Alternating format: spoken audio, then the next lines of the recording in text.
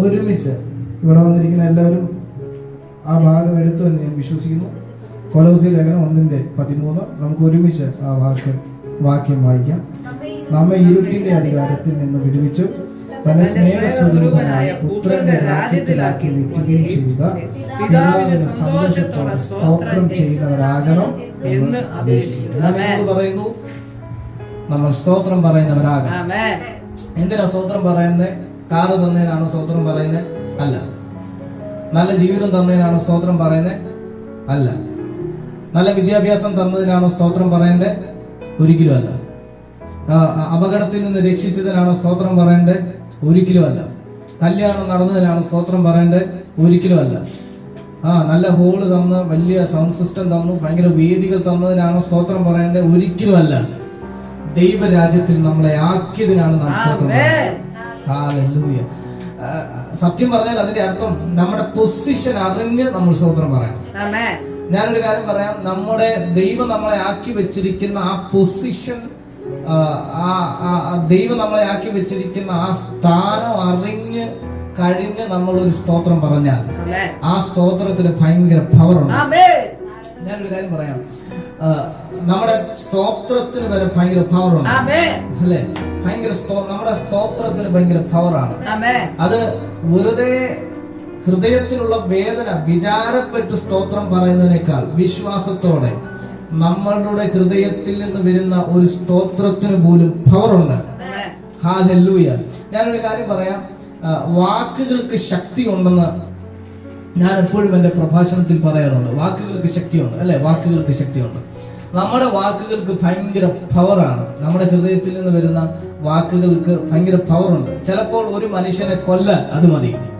ഒരു മനുഷ്യനെ ആത്മഹത്യയിലേക്ക് പറഞ്ഞു വിടാൻ നമ്മുടെ വാക്കിന് പറ്റും. ആമേൻ. പലപ്പോഴും ഒരു മനുഷ്യനെ മരണത്തിൽ നിന്നും ജീവനിലേക്ക് കൊണ്ടുവരാൻ ഒരു വാക്കിന് പറ്റും. മനസ്സിലാവുന്നുണ്ടോ?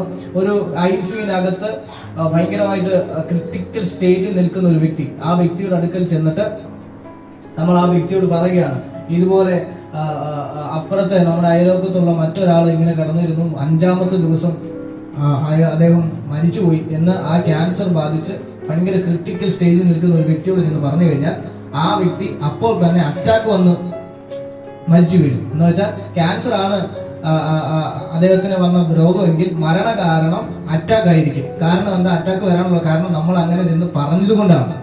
മനസ്സിലാവുന്നുണ്ടോ? പക്ഷെ ഞാനൊരു കാര്യം പറയാം. ആ വ്യക്തിയുടെ അടുക്കൽ തന്നെ ചെന്ന് ഇങ്ങനെ ഒരു ഈ ക്യാൻസർ മാറും, ഇതിനകത്ത് നിങ്ങൾ രക്ഷപ്പെടും എന്ന് അദ്ദേഹത്തെ പ്രചോദനപ്പെടുത്തുന്ന, അല്ലെങ്കിൽ അദ്ദേഹത്തെ വീണ്ടും വീണ്ടും ജീവിതത്തിലേക്ക് മടക്കി വരുത്തുന്ന ചില പദങ്ങൾ പറഞ്ഞാൽ, ആമേൻ, 100% ഞാൻ പറയാം, അദ്ദേഹത്തിലേക്ക് ജീവനിലേക്കുള്ള വഴിയായിരിക്കും. ഞാനൊരു കാര്യം വിളിച്ചു പറയാം. അതാണ് ഞാൻ പറഞ്ഞു വന്നത്. ഒരു മനുഷ്യനെ ജീവനിലേക്ക് പോകുവാനും ഒരു മനുഷ്യനെ മരണത്തിലേക്ക് കൊണ്ടുപോകുവാനും നമ്മുടെ വാക്കിന് ദൈവം അധികാരം തന്നിട്ടുണ്ട്. അതാണ് യാക്കോബിന്റെ ലേഖനത്തിൽ പറഞ്ഞിരിക്കുന്നത്, നാം ഒരു തീ തന്നെ. ആമേൻ. ചെറിയ കാടിനെ, വലിയ കാടിനെ അത് കത്തിക്കുന്നു. മനസ്സിലാകുന്നുണ്ടോ? നിങ്ങൾ ആ വാക്യം വായിച്ചിട്ടില്ലെന്ന് തോന്നുന്നു. നമ്മുടെ നാവ് ഒരു തീയാണ്. ആ നാവ് കൊണ്ട് നമ്മൾ പറയുന്ന ആ പദം വലിയ കാടിനെ എന്ത് ചെയ്യും? കത്തിക്കും. അത് മാത്രമല്ല, നമ്മുടെ നാവിൽ തന്നെ ദൈവം മരണവും ജീവനും വെച്ചിട്ടുണ്ട്. യാക്കോബിന്റെ ലേഖനത്തിനകത്തെ വാക്കാണ് ഞാൻ ഈ പറഞ്ഞത്. ഞാനൊരു കാര്യം വിളിച്ചു പറയാം. നമ്മുടെ നാവ് എന്ന് പറയുന്നത് ഭയങ്കര പവറുള്ള കാര്യമാണ്. നമ്മുടെ നാവിൽ നിന്ന് പുറത്തു വരുന്ന കാര്യം, അത് ജീവനാണെങ്കിൽ ജീവൻ വെളിപ്പെടും. ആമേൻ. മരണമാണെങ്കിൽ മരണം വെളിപ്പെടും. മനസ്സിലാവുന്നുണ്ടോ? ഞാൻ കഴിഞ്ഞ ദിവസം ഞാൻ പറഞ്ഞിരുന്നു, യേശുക്രിസ്തുവിന്റെ ദൈവത്തെ ചലിപ്പിക്കാൻ നമ്മുടെ വാക്കുകൾക്ക് പറ്റും.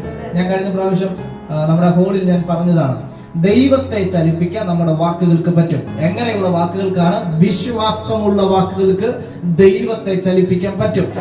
ആമേൻ. അവിശ്വാസത്തിന്റെ വാക്കുകൾക്ക് ദൈവത്തെ ചലിപ്പിക്കാൻ പറ്റില്ല. ആമേൻ. കരച്ചിലിന് ദൈവത്തെ ചലിപ്പിക്കാൻ പറ്റത്തില്ല. നിലവിളിക്ക് ദൈവത്തെ ചലിപ്പിക്കാൻ പറ്റില്ല. ഇനി 40 ഇരുന്ന് കരഞ്ഞെന്ന് പറഞ്ഞാലും ദൈവത്തെ ചലിപ്പിക്കാൻ പറ്റില്ല. ആമേൻ. 40 ഇരുന്നിട്ടും ചലിക്കാത്ത ദൈവപ്രവൃത്തി, ആമേൻ, നിന്റെ വിശ്വാസത്തിന്റെ ഒരു വാക്കിന് ദൈവത്തിന്റെ പ്രവൃത്തി നിന്റെ വീട്ടിനകത്ത് കൊണ്ടുവരുവാൻ സാധിക്കും. ഞാനൊരു കാര്യം വിളിച്ചു പറയാം. എത്രമാത്രം കടന്ന് സ്ട്രഗിൾ എടുത്തു. ആമേൻ. 7 ഇരുന്നു, 3 ഇരുന്നു, ആമേൻ, 12 ഇരുന്നു, 24 ഇരുന്നു, ഇപ്പോൾ 24 വരെ വരുന്നു. ആമേൻ. ഫാസ്റ്റിംഗ് പ്രയറിന്റെ എണ്ണം എത്ര ഇരുന്നാലും ആമേൻ കിട്ടാത്ത മറുപടികൾ വിശ്വാസത്തോടെ ചില മിനിറ്റുകൾ കൊണ്ട്, സെക്കൻഡുകൾ കൊണ്ട് സ്വീകരിക്കുന്ന കാലമാണെന്ന് ഞാൻ വിശ്വാസത്തോടെ പ്രഖ്യാപിച്ചതാണ്.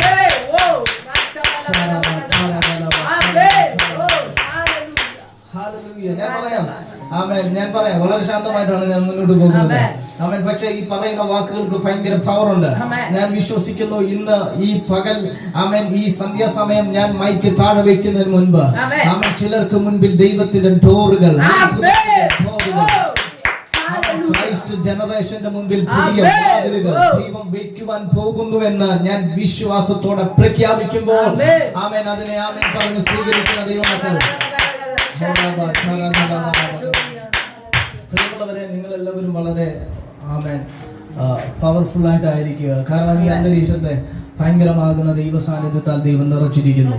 ആമേൻ. ഇന്ന് പകൽക്കാലം ഞാനൊരു കാര്യം വിളിച്ചു പറയാം. ഇവിടെ ഒരു ആത്മതലം തുറന്നു കഴിഞ്ഞാൽ, ഇവിടെ ദൈവപ്രവൃത്തി തുടങ്ങിക്കഴിഞ്ഞാൽ, ഇവിടെ ഒരു പരിശുദ്ധാത്മാവിന്റെ ഒരു പകർച്ച തുടങ്ങിയാൽ, ഞാൻ എപ്പോഴും പറയുന്നത് പോലെ ആദ്യം വീഴേണ്ടത് എന്റെ മേലായിരിക്കണം. അങ്ങനെ കൊതിയുള്ളവർ ഇന്ന് പകലൊന്ന് ദൈവസന്നിധിയിൽ പ്രതികരിച്ച് തുടങ്ങട്ടെ. അവൻ നിന്റെ കുടുംബത്തിനകത്ത്, അവൻ നിന്റെ വ്യക്തിപരമാകുന്ന ജീവിതത്തിനകത്ത്, നിന്റെ മിനിസ്ട്രിയുടെ അകത്ത് വ്യാപരിക്കുന്ന നിന്റെ വിശ്വാസത്തോടെ ഒരു വാക്കിനെ പൊട്ടിക്കാൻ പറ്റും എന്ന് വിശ്വസിക്കുന്ന ദൈവമക്കൾക്കായി ഞാൻ ദൈവത്തെ സ്തുതിക്കുകയാണ്. അപ്പൊ ഞാൻ പറഞ്ഞു വന്നത്, നമ്മുടെ വിശ്വാസത്തോടെയുള്ള ഒരു വാക്കിന് എന്ത് ചെയ്യാൻ പറ്റും? ദൈവത്തെ ചലിപ്പിക്കാൻ പറ്റും. അതാണ് ഞാൻ കഴിഞ്ഞ ആഴ്ചയിൽ പ്രസംഗിച്ചത്. ഇവിടെ പൗലോസ് പറയുകയാണ്, നമ്മൾ സ്തോത്രം ചെയ്യണം. എന്തിനാ? ഭൗതിക നന്മകളെ ഓർത്തിട്ടല്ല, മറിച്ച് ദൈവം നമ്മളെ ആക്കി വെച്ചിരിക്കുന്ന പൊസിഷൻ തിരിച്ചറിഞ്ഞിട്ട് സ്തോത്രം ചെയ്യണം. ഇന്ന് നമ്മള് കഴിഞ്ഞ ദിവസങ്ങളെല്ലാം ഞാൻ പഠിച്ചുകൊണ്ട് വരുന്നത് വിശ്വാസം എന്ന് പറയുന്ന വിഷയവുമായി ബന്ധപ്പെട്ടാണ്. ഒരുത്തന് വിശ്വാസം ഉണ്ടെങ്കിൽ സകലതും സാധ്യമാണ്. ഇന്ന് ഞാൻ സംസാരിക്കാൻ ആഗ്രഹിക്കുന്ന വിഷയവും വിശ്വാസവുമായി ബന്ധപ്പെട്ടുള്ള ഒരു വിഷയമാണ്. അതിന് ആധാരമായി നമുക്ക് ഒരു വാക്യം കൂടെ വായിച്ചിട്ട് ആ വാക്യത്തെ 1-2 കാര്യങ്ങൾ പറഞ്ഞ് ഒന്ന് സ്ഥിരീകരിച്ചിട്ട് ഞാൻ നമ്മുടെ കുറിവാക്യം എന്നൊക്കെ പറഞ്ഞ നമ്മുടെ മെയിൻ വാക്യത്തിലേക്ക്, ഇന്ന് നമ്മൾ എടുത്ത് വായിച്ച കൊലോസി ലേഖനത്തിലേക്ക് മടക്കി വരാം. ആമേൻ. മത്തായി സുവിശേഷം 17-ാമത്തെ അധ്യായം അതിന്റെ 21-ാമത്തെ വാക്യം ഒന്ന് വായിക്കാമോ? മത്തായി സുവിശേഷം 17-ാമത്തെ അധ്യായം അതിന്റെ 21-ാമത്തെ വാക്യം വളരെ പെട്ടെന്ന് വായിച്ചാൽ നല്ലതായി. 21. നിങ്ങൾക്ക് കടുകുമണിയോളം വിശ്വാസമുണ്ടെങ്കിൽ ഈ മലയോട് ഇവിടെ നിന്ന് അങ്ങോട്ട് നീങ്ങുക എന്ന് പറഞ്ഞാൽ അത് നീങ്ങും. മതി. നിങ്ങൾക്ക് കടുകുമണിയോളം വിശ്വാസം ഉണ്ടെങ്കിൽ ഈ മലയോട് ഇവിടെ നിന്ന് അങ്ങോട്ട് നീങ്ങുക എന്ന് പറഞ്ഞാൽ അത് നീങ്ങും. ഇതിന്റെ പശ്ചാത്തലം പറഞ്ഞിട്ട് ഞാൻ നമ്മുടെ വായിച്ച വേദഭാഗവുമായിട്ട് നമുക്ക് ഇത് കണക്ട് ചെയ്യാം. സ്തോത്രം. ഈ വാക്യം നമ്മളിപ്പോൾ വായിച്ചെടുത്ത വാക്യവും നമ്മൾ കൊലോസി ലേഖനത്തിൽ വായിച്ച വാക്യവും തമ്മിൽ യാതൊരു ബന്ധവും ഇല്ല എന്ന് ചിന്തിക്കരുത്. നമുക്കൊന്ന് കണക്ട് ചെയ്ത് നോക്കാം. ഹല്ലേലൂയ. സത്യം പറഞ്ഞാൽ ഞാൻ ഫസ്റ്റ് ടൈം എടുക്കുന്ന വിഷയമാണ്. അതുകൊണ്ട് തന്നെ ഇതിനകത്തുനിന്ന് വെളിപ്പെടുന്ന ഫ്രഷ് ആയിട്ടുള്ള ബ്ലെസ്സിംഗ്, അനുഗ്രഹം നിങ്ങൾ സ്വീകരിക്കുക. കർത്താവ് ധാരാളമായി അനുഗ്രഹിക്കട്ടെ. മത്തായി സുവിശേഷം 17-ാമത്തെ അധ്യായം 21-ാമത്തെ വാക്യം. ഇത് നമുക്ക് എല്ലാവർക്കും റെക്കോർഡാണ്. മത്തായി സുവിശേഷം 17-ാമത്തെ അധ്യായം 21-ാം വാക്യം. ഈ വാക്യം നമുക്ക് എല്ലാവർക്കും ഭയങ്കരമാകുന്ന സന്ദർഭമാണ്, ഭയങ്കരമാകുന്ന സുപരിചിതമാണ്. ഈ സന്ദർഭങ്ങളും ഈ വാക്യമൊക്കെ യേശു കർത്താവ് തന്റെ ശിഷ്യന്മാരെ നോക്കി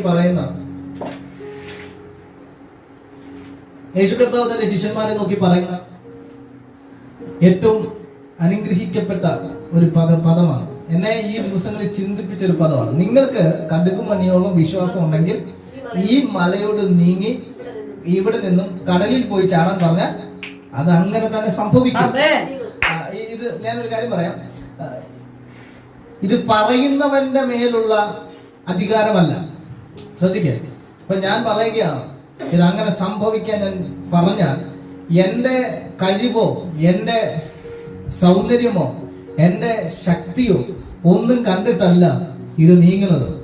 മറിച്ച് ഇത് നീങ്ങുന്നതിന്റെ കാരണം എന്റെ അകത്തുള്ള കടുകുമണിയോളമുള്ള വിശ്വാസമാണ് കാരണം. മനസ്സിലാവുന്നുണ്ടോ? വിശ്വാസം ഉണ്ടെങ്കിൽ നമുക്ക് ചില മലകളെ നീക്കാൻ പറ്റും. മനസ്സിലാവുന്നുണ്ടോ? അപ്പോൾ അതിന്റെ അർത്ഥം വിശ്വാസമാണ് സകലത്തിന്റെ ബേസിക്. അപ്പൊ ഇതിന്റെ സന്ദർഭത്തോടെ പറഞ്ഞിട്ട് നമുക്ക് കയറാം. അതിന്റെ 14-ാമത്തെ വാക്യം മുതൽ വായിച്ചാട്ടെ. അവർ പുരുഷാരത്തിന്റെ അടുക്കൽ വന്നാറേ ഒരു മനുഷ്യൻ വന്ന് അവന്റെ മുൻപാകെ മുട്ടുകുത്തി. അവർ പുരുഷാരത്തിന്റെ അടുക്കൽ വന്നപ്പോൾ, ഈ അവർ എന്ന് പറയുന്നത് യേശുവും തന്റെ 3 ശിഷ്യന്മാരും. മരുരൂപ മലയിൽ വെച്ച് യേശു കർത്താവ് മരുരൂപം മലയിൽ വെച്ച് താൻ തേജസ്കരിക്കപ്പെടുന്നു. തന്റെ മുഖം സൂര്യനെ പോലെ തേജസ്സായി. തന്റെ വലതുവശത്തും ഇടതുവശത്തുമായിട്ട് 2 പേര് വരുന്നു. മോശയും ഏലിയാവും കടന്നു വരുന്നു. പത്രോസ്, യോഹന്നാനും യാക്കോബും ഇത് കാണുന്നു. അങ്ങനെ ഈ യേശുക്രിസ്തുവിന്റെ ദിവ്യ തേജസ് കണ്ടിറങ്ങിയ പത്രോസും യോഹന്നാനും യാക്കോബും യേശു കർത്താവും ഇവര് 4 പേരും കൂടെ മലയിൽ നിന്ന് ഇറങ്ങി പുരുഷാരത്തിന്റെ അടുക്കലേക്ക് എത്തിയപ്പോ ഒരു പുരുഷൻ, ഒരു വ്യക്തി, ഒരു മനുഷ്യൻ അവന്റെ മുൻപാകെ വന്ന് മുട്ടുകുത്തി. 15-ാമത്തെ വാക്യം വായിച്ചാൽ. കർത്താവേ, എന്റെ മകനോട് കരുണയുണ്ടാകണമേ. അവൻ ചന്ദ്രരോഗം പിടിച്ച് പലപ്പോഴും തീയിലും പലപ്പോഴും വെള്ളത്തിലും വീണു വല്ലാതെ കഷ്ടത്തിലായി പോയിരുന്നു. ഞാൻ അവനെ നിന്റെ ശിഷ്യന്മാരുടെ അടുക്കൽ കൊണ്ടുവന്നു, എന്നാൽ സൗഖ്യം വരുത്തുവാൻ അവർക്ക് കഴിഞ്ഞില്ല എന്ന് പറഞ്ഞു. ശ്രദ്ധിക്കും. യേശു കർത്താവിന്റെ അടുക്കൽ ആ മനുഷ്യൻ വന്നിട്ട് പറയുന്നത് ഭയങ്കര വളരെ ഗൗരവമേറിയ ഒരു വിഷയം യേശു കർത്താവിലേക്ക് കൊടുക്കുകയാണ്. ചന്ദ്രരോഗം ബാധിച്ച ഒരു മകനുള്ള ഒരു പിതാവാണ് അത്. എന്ന് വെച്ചാൽ അവൻ തീ കണ്ടു കഴിഞ്ഞാൽ തീയിൽ ചാടും, തീയെ കണ്ടു കഴിഞ്ഞാൽ തീയെ ചാടും, വെള്ളം കണ്ടു കഴിഞ്ഞാൽ വെള്ളത്തിൽ ചാടും. അങ്ങനെ വളരെ അധികമായിട്ട് ബുദ്ധിമുട്ട് അനുഭവിക്കുന്ന ഒരു ഫാമിലിയാണിത്. മനസ്സിലാവുന്നുണ്ടോ? ഈ ഫാമിലി ആ പിതാവ് വന്നിട്ട് യേശു കർത്താവിന്റെ അടുക്കൽ വന്നിട്ട് പറയുകയാണ്, യേശുവെ, നിനക്ക് കഴിയുമെങ്കിൽ എന്റെ മകനെ ഒന്ന് സുഖപ്പെടുത്തണം. ഈ കഴിയുമെങ്കിൽ എന്ന് പറയാനുള്ള കാരണം എന്താണെന്ന് അറിയാമോ? ഈ യേശുവിന്റെ ശിഷ്യന്മാർക്ക് ഈ താഴ്വരയിൽ യേശു കർത്താവിന്റെ 4 പേര് ഇവിടെ നിന്നും മുകളിലേക്ക് മറുരൂപ മലയിലേക്ക് കയറി അവിടെ നിന്ന് തേജസ്കരിക്കപ്പെട്ട സമയത്ത് താഴ്വാരത്തിൽ നിന്ന ബാക്കി ശിഷ്യന്മാർക്ക് ഈ വ്യക്തിയെ സൗഖ്യമാക്കാൻ എന്ത് ചെയ്തില്ല? കഴിഞ്ഞില്ല. മനസ്സിലാവുന്നുണ്ടോ ഞാൻ പറയുന്നത്? ബാക്കിയുള്ള ശിഷ്യന്മാർക്ക് ഈ വ്യക്തിയെ സൗഖ്യമാക്കാൻ കഴിയാതെ വന്നപ്പോൾ യേശു കർത്താവിനോട് ആ വ്യക്തി പറയുകയാണ്, നിനക്ക് ഇനി പറ്റുമോ? നിന്റെ ശിഷ്യന്മാർക്ക് കഴിഞ്ഞില്ല, എന്റെ മകനെ സുഖപ്പെടുത്താൻ നിനക്ക് പറ്റുമോ? യേശു കർത്താവ് എന്താ ചെയ്തതെന്നറിയാമോ? യേശു കർത്താവ് എന്താണ് ചെയ്തത്? അതിന് യേശു അവിശ്വാസവും കോട്ടവുമുള്ള തലമുറയെ എത്രത്തോളം ഞാൻ നിങ്ങളുടെ കൂടെ ഇരിക്കും, എത്രത്തോളം നിങ്ങളെ സഹിക്കും, അവനെ എന്റെ അടുക്കൽ കൊണ്ടുവരുകയും എന്ന് ഉത്തരം പറഞ്ഞു. ശ്രദ്ധിക്കുക, യേശു ഇത് പറയുന്നത് ആരോടാണ്? തന്റെ ശിഷ്യന്മാരോടാണ്. ശ്രദ്ധിക്കുക, ഇത് ഭയങ്കരമാകുന്ന എന്റെ ടീം മെമ്പേഴ്സ്, എന്റെ ഇവിടെ വന്നിരിക്കുന്ന നമ്മൾ ഓരോരുത്തരും അറിഞ്ഞിരിക്കേണ്ട ഒരു പ്രധാനപ്പെട്ട വിഷയമാണ്. യേശു കർത്താവ് ഈ രോഗം സൗഖ്യമാക്കാൻ ശിഷ്യന്മാർക്ക് കഴിയാതെ വന്നപ്പോൾ യേശുവിന് ഭയങ്കരമാകുന്ന ഹൃദയത്തില് വേദന ഉണ്ടായി എന്നാണ് ഈ ഭാഗം നമ്മെ പഠിപ്പിക്കുന്നത്, മനസ്സിലാക്കാൻ കഴിയുന്നത്. എന്ന് വെച്ചാൽ അത്ഭുതം ചെയ്യാൻ, അല്ലെങ്കിൽ രോഗത്തെ സൗഖ്യമാക്കാൻ, ഭൂതത്തെ പുറത്താക്കാൻ. ആമേൻ.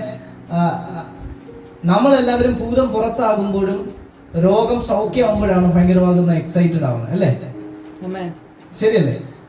നമ്മുടെ ശുശ്രൂഷയിൽ ഒരു രോഗം സൗഖ്യമായി കഴിഞ്ഞാൽ, ഭൂതം പുറത്തു പോയി കഴിഞ്ഞാൽ ഭയങ്കര എക്സൈറ്റഡ് ആണ്. പക്ഷെ യേശു കർത്താവ് എക്സൈറ്റഡ് ആവുന്നത് എപ്പോഴാണെന്നറിയാമോ? യേശു കർത്താവ് ആശ്ചര്യപ്പെടുന്നത് എപ്പോഴാണ്?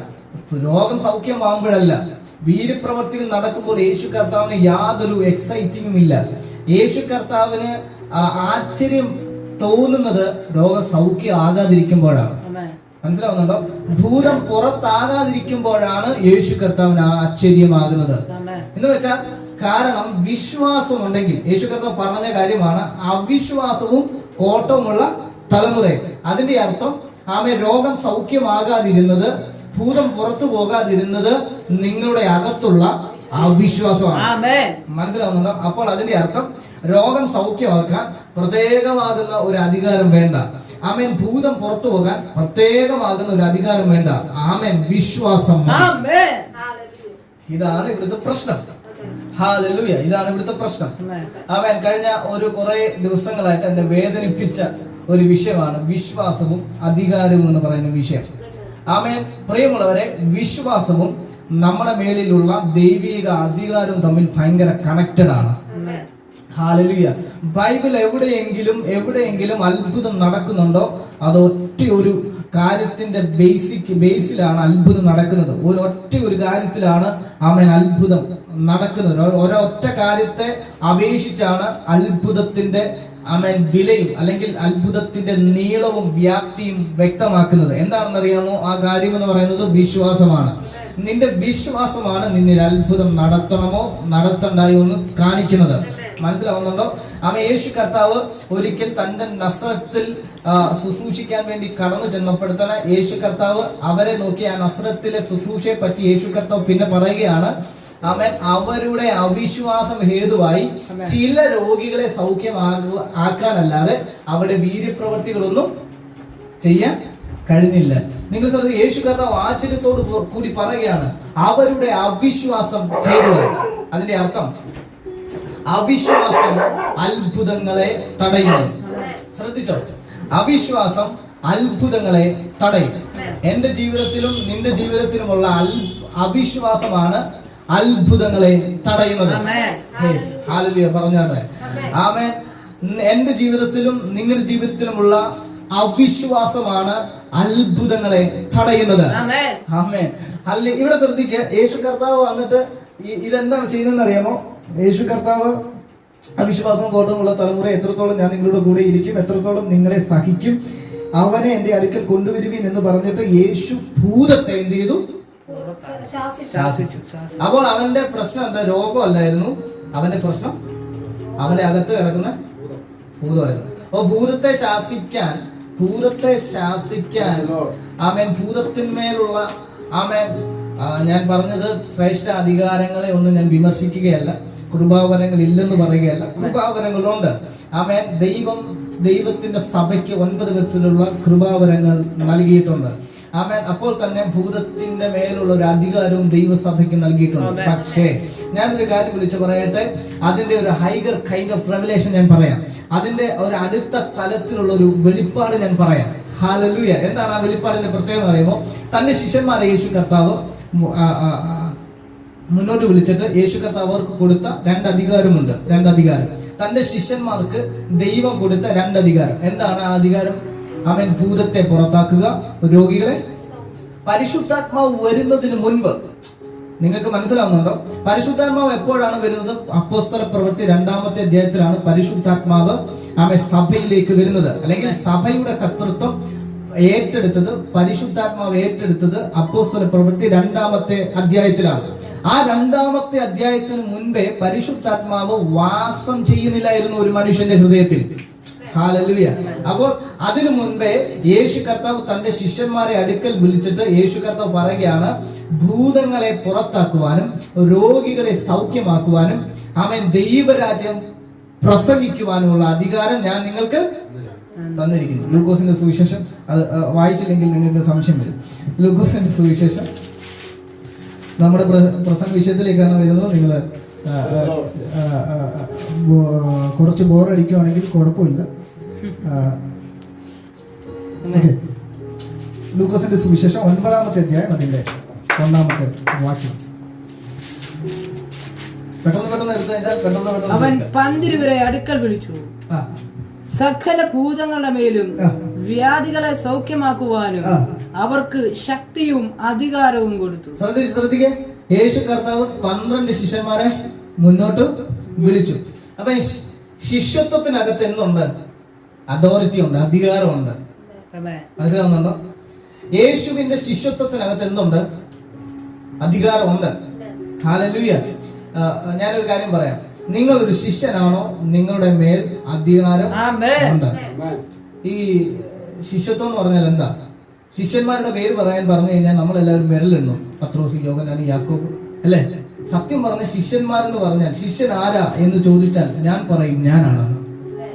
കാരണം യേശുവിന്റെ ക്രൂശ് എടുത്ത് ക്രിസ്ത്യാനി എന്ന പേര് വെച്ചിരിക്കുന്ന എല്ലാവരും യേശുവിന്റെ ശിഷ്യന്മാരാണ്. അവ യേശുവിനെ അനുഗമിക്കുന്നവരെല്ലാവരും യേശുവിന്റെ ശിഷ്യന്മാരാണെങ്കിൽ ഈ അധികാരം എന്റെ മേലിലും ഉണ്ട്. എന്ന് വെച്ചാൽ അധികാരം പ്രാപിക്കാൻ, കൃപാവരം പ്രാപിക്കാൻ 3 ദിവസം ഉപവാസം ഇരിക്കണ്ട. ഞാൻ ഇറങ്ങി വന്ന സമയത്ത്, ഞാൻ ശുശ്രൂഷയിൽ ഇങ്ങനെ കയറി വരുന്ന സമയത്ത് ഞാൻ എല്ലാ മാസവും 3 ദിവസം ഉപവാസം ഇരിക്കുമായിരുന്നു. Hallelujah. Mangad Bethel gospel assembly എന്ന് പറയുന്ന ചർച്ചുമായിട്ട് നിങ്ങൾക്ക് ആർക്കെങ്കിലും കണക്ട് ഉണ്ടെങ്കിൽ നിങ്ങൾ ചോദിച്ചാൽ മതി. അവിടുത്തെ വിശ്വാസികളോട് ചോദിച്ചാൽ മതി. എല്ലാ മാസവും 3 ദിവസം ഉപവാസം ഇരിക്കുമായിരുന്നു. പക്ഷെ കൃപാവരം ഞാൻ പ്രാപിച്ചില്ല. എല്ലാ 21, 2, 3 പ്രാവശ്യം ഇരുന്നു. പക്ഷെ എന്റെ ജീവിതത്തിൽ യാതൊരു പ്രതികൂലങ്ങളെ തിരിച്ചറിയാൻ എനിക്ക് സാധിച്ചില്ല. മനസ്സിലാവുന്നുണ്ടോ? അപ്പോൾ ഉപവാസമല്ല ആത്മീയതയുടെ അടിസ്ഥാനം. അവൻ മറിച്ച് ആത്മീയയുടെ അടിസ്ഥാനം എന്ന് പറയുന്നത് നമ്മുടെ അകത്തെ കാഴ്ചപ്പാടാണ്. ഹല്ലേലൂയ. മനസ്സിലാവുന്നുണ്ടോ? അവൻ പരിശുദ്ധാത്മാവ് ഉള്ളവനിൽ, അല്ലെങ്കിൽ യേശു ക്രിസ്തുവിന്റെ ശിഷ്യത്വം, ദൈവരാജ്യം പ്രസംഗിക്കുവാൻ, മാനസാന്തരം പ്രസംഗിക്കുവാൻ, ദൈവിക വേല എടുത്തിരിക്കുന്ന സകലരുടെ മേലും ദൈവം ഓൾറെഡി നിക്ഷേപിച്ചിരിക്കുന്ന ഒരു കാര്യമാണ് ഹെവൻലി അതോറിറ്റി, സ്വർഗീയ അധികാരം. മനസ്സിലാവുന്നുണ്ടോ? ഇച്ചിരൂടെ പറയാം, ഒരു കാര്യം കൂടെ പറയാം. ഈ അധികാരം എന്ന് പറയുന്ന വിഷയത്തെ ബേസ് ചെയ്ത് ഭയങ്കര കൺഫ്യൂഷൻ കഴിഞ്ഞ ദിവസങ്ങളിൽ ഞങ്ങൾക്കുണ്ടായി. ഞങ്ങൾക്കല്ല, എൻ്റെ മുൻപിൽ വന്ന ഒരു വ്യക്തിക്ക് ഉണ്ടായി. ഞാൻ അങ്ങനെ ഭയങ്കരമാകുന്ന തർക്കിച്ചിട്ട് ഞങ്ങളങ്ങ് അത് അങ്ങ് അവസാനിപ്പിക്കുമായിരുന്നു ആ ബന്ധം. ഹല്ലേലൂയ. ഞാൻ പറഞ്ഞു വന്നത് അതോറിറ്റി എന്ന് പറയുന്ന വിഷയം, ഇത് അതോറിറ്റി നൽകിയിട്ടുണ്ട് എന്ന് പറയാനുള്ള കാരണം, യേശു ക്രിസ്തുവിനെ ക്രിസ്തു എന്ന് വിശ്വസിക്കുന്ന ഒരു വ്യക്തി, യേശുവിനെ ക്രിസ്തു എന്ന് പറയുന്ന വ്യക്തി, ഒരിക്കലും യേശു കർത്താവ് തന്റെ ശിഷ്യന്മാരോട് ചോദിച്ചു, ജനങ്ങൾ എന്നെ കുറിച്ച് ആരെന്ന് പറഞ്ഞു, അല്ലെ? ജനങ്ങൾ, ഈ പറഞ്ഞൊക്കെ നിങ്ങൾ കേട്ടിട്ടില്ലേ? നിങ്ങളൊന്ന് പ്രതികരിക്കണം എന്നോട് കേട്ടോ. ജനങ്ങൾ എന്നെ കുറിച്ച്, നിങ്ങൾ ഇങ്ങോട്ട് മറുപടി പറഞ്ഞാൽ നിങ്ങൾക്ക് ഉറക്കം വരത്തില്ല. നിങ്ങൾ ഇങ്ങോട്ട് മറുപടി പറയാതെ ഞാൻ പറയുന്നത് മാത്രം കേട്ടുകൊണ്ടിരുന്നാൽ നിങ്ങൾക്ക് ഉറക്കം വരും. ജനങ്ങൾ എന്നെ കുറിച്ച് ആരെന്ന് പറഞ്ഞു. ചിലർ പറയുന്നു ഏലിയാവ്, ചിലർ പറഞ്ഞു യെശയ്യാവ്, ചിലർ പറഞ്ഞു യിരെമ്യാവ്, ചിലർ പറഞ്ഞു ഇവരാരുമല്ല, പ്രവാചകന്മാരിൽ ഒരുത്തനാണ്. അപ്പൊ യേശു കർത്താവ് പറഞ്ഞു, ജനങ്ങൾ പറയുന്ന കാര്യങ്ങൾ എനിക്ക് കേൾക്കണ്ട, ജനങ്ങൾ പറയുന്ന കാര്യം എനിക്ക് കേൾക്കണം. നിങ്ങൾ എന്നെ കുറിച്ച് ആരെന്ന് പറയാം. അപ്പൊ സത്യം പറഞ്ഞാൽ കൂട്ടത്തിൽ പറയാൻ ആരെയും സമ്മതിക്കാതെ ഒരുത്തൻ ചാടി എഴുന്നേറ്റ് പറഞ്ഞു, നീ ജീവനുള്ള ദൈവത്തിന്റെ പുത്രനായ ക്രിസ്തു. മനസ്സിലാവുന്നുണ്ടോ? നീ ജീവനുള്ള ദൈവത്തിന്റെ പുത്രനായ ക്രിസ്തു. അപ്പൊ ക്രിസ്തു എന്ന് മുഖത്ത് നോക്കി പറഞ്ഞപ്പോൾ യേശുവിന് ഭയങ്കര സന്തോഷം. യേശു കർത്താവ് പറഞ്ഞു, നിന്റെ ജഡത്തിലല്ല നീ ഇത് പറഞ്ഞത്. ഹല്ലേലൂയ. നിന്റെ ജഡവും രക്തവും ഒക്കെ, ആമേൻ, ജഡത്തിലും രക്തത്തിലും വരുന്ന അറിവല്ല ഇത്, മറിച്ച് ഇത് ദൈവം തന്നെ നിനക്ക് വെളിപ്പെടുത്തി തന്നതാണ്. അതുകൊണ്ട് എന്താണെന്ന് അറിയാമോ? ക്രിസ്തു എന്ന് വിശ്വസിച്ച്, അല്ലെങ്കിൽ ക്രിസ്തുവിനെ തിരിച്ചറിഞ്ഞപ്പോൾ യേശു അവനൊരു അതോറിറ്റി കൊടുക്കുകയാണ്. നീ ഭൂമിയിൽ കെട്ടുന്നത് സ്വർഗത്തിൽ കെട്ടപ്പെടും, നീ ഭൂമിയിൽ അഴിക്കുന്നത് സ്വർഗത്തിലും അഴിക്കപ്പെടും. ഞാനൊരു കാര്യം പറയാം, ഇവിടെ വന്നിരിക്കുന്നവർക്ക് ക്രിസ്തു എന്ന അതോറിറ്റി, അല്ലെങ്കിൽ ക്രിസ്തു എന്ന അധികാരം ലഭിച്ച, അല്ലെങ്കിൽ ക്രിസ്തു എന്ന ആ തിരിച്ചറിവ്, വെളിപ്പാട് ലഭിച്ചവരാണ് ഇവിടെ വന്നിരിക്കുന്നവര്. അതുകൊണ്ട് തന്നെ നിങ്ങൾ സാധാരണ വ്യക്തികളല്ല, നിങ്ങൾ അതോറിറ്റി ഉള്ളവരാണ്, നിങ്ങൾ അധികാരം പ്രാപിച്ചവരാണ്. ഒരു കാര്യം ഞാൻ നിങ്ങളടുത്ത് പറയുന്നത്, നിങ്ങളാരും ഇവിടെ വരുന്ന ഒരു ഭൂതത്തെ കണ്ടോ, ഇവിടെ വരുന്ന ഒരു പ്രതിസന്ധിയെ കൊണ്ടോ പേടിക്കരുത്. അതിനുവേണ്ടിയാണ് ഞാൻ ഇത് പറഞ്ഞു വരുന്നത്. ആമേൻ. കാരണം നിങ്ങൾക്ക് വിശ്വാസം ഉണ്ടായിരിക്കണം. ഹല്ലേലൂയ. യേശു കർത്താവ് പറയുകയാണ് നിങ്ങൾ. അപ്പം ഈ യേശു ഞാൻ പറഞ്ഞ വായിച്ച മത്തായി സുവിശേഷത്തിലേക്ക് മടങ്ങി വരാം. നിങ്ങൾക്ക് യേശു കർത്താവ് അവന്റെ മേലുള്ള ഭൂതത്തെ എന്ത് ചെയ്തു? പുറത്താക്കി. ചന്ദ്രരോഗം ബാധിച്ച ആ മകന്റെ ഭൂതത്തെ എന്ത് ചെയ്തു? പുറത്താക്കി. കുറെ നേരം കഴിഞ്ഞ് യേശുവിനെ തക്കം കിട്ടി. ഒറ്റയ്ക്ക് കിട്ടിയ സമയത്ത് ശിഷ്യന്മാര് വന്നിട്ട് യേശുവിനോട് ചോദിച്ചു, ഞങ്ങൾക്ക് എന്തുകൊണ്ട് ഭൂതത്തെ പുറത്താക്കാൻ പറ്റിയില്ല? യേശു പറഞ്ഞു, എല്ലാവരും വെള്ളം കുടിച്ച് അങ്ങ് വയറ് നിറയ്ക്കോ, നിറച്ചോ. നിങ്ങളുടെ ശരീരത്തിന് നല്ലതാണ് വെള്ളം കുടിക്കുന്നത്. പക്ഷെ ഇവിടെ ലഭിക്കുന്ന ഈ ആത്മീക ആഹാരം ഇതുപോലെ പ്രസംഗിക്കാൻ ഒത്തിരി പേർക്ക് പറ്റും. പക്ഷെ നമ്മുടെ കൂട്ടത്തിൽ ഈ ഏരിയയിൽ ഇങ്ങനെയുള്ള റെവലേഷനുകൾ കൈമാറുന്ന ഒരു സ്ഥലം, ഒത്തിരി സ്ഥലങ്ങളുണ്ട്. പക്ഷെ ഈ ഏരിയയിൽ നമ്മുടെ ഈ ഇങ്ങനെയുള്ള റെവലേഷനുകൾ, ലിബറലായിട്ട് ചിന്തിക്കുന്ന ഈ റെവലേഷനുകൾ കിട്ടുന്നത് ഇവിടെ മാത്രമേ ഉള്ളൂ. അതുകൊണ്ട് തന്നെ അതുകൂടെ ഭക്ഷിച്ച് ആത്മീയ വർധന, ആത്മീക വളർച്ചയ്ക്ക് കാരണമാണ്. ശ്രദ്ധിക്കുക, യേശു കർത്താവ് ഈ തക്കം കിട്ടിയ സമയത്ത്, യേശു കർത്താവിന് ഈ തക്കം കിട്ടിയ സമയത്ത് 12 ശിഷ്യന്മാർ വന്നിട്ട് ചോദിക്കുകയാണ്, ഞങ്ങൾക്ക് എന്തുകൊണ്ടാ ഇത് പറ്റാണ്ട്? യേശു പറഞ്ഞൊരു പദമാണ്, നിങ്ങൾക്ക് കടുക് മണിയോളം വിശ്വാസമുണ്ട്. മനസ്സിലാവുന്നുണ്ടോ? നിങ്ങൾക്ക് കടുക് മണിയോളം വിശ്വാസം ഉണ്ടെങ്കിൽ ഈ മലയോട് നീങ്ങി കടലിൽ പോയി ചാടാൻ സംഭവിക്കും. ഈ സംഭവിക്കുന്നതിന്റെ കാരണം എന്താ? യേശു കർത്താവ് അടുത്ത പദം പറയുക. ആ പദമാണ് എന്നെ കുലുക്കിയത്. ആമേൻ. വിശ്വസിക്കുന്നവന് സകലവും സാധ്യം. ജീസസ്. മനസ്സിലാവുന്നുണ്ടോ?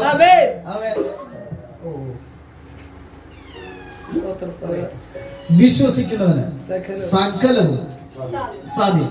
കാരണം എന്താ? കാരണം ഞാൻ ആ പദം പറഞ്ഞപ്പോഴത്തേന് എന്റെ ഹൃദയം ഒന്ന് ഭയങ്കരമായിട്ട് എന്നെ ഉറച്ചു. എന്ന് വെച്ചാൽ വിശ്വസിക്കുന്നവന് ചിലതൊക്കെ സാധിക്കും എന്നല്ല പറഞ്ഞേക്കുന്നത്.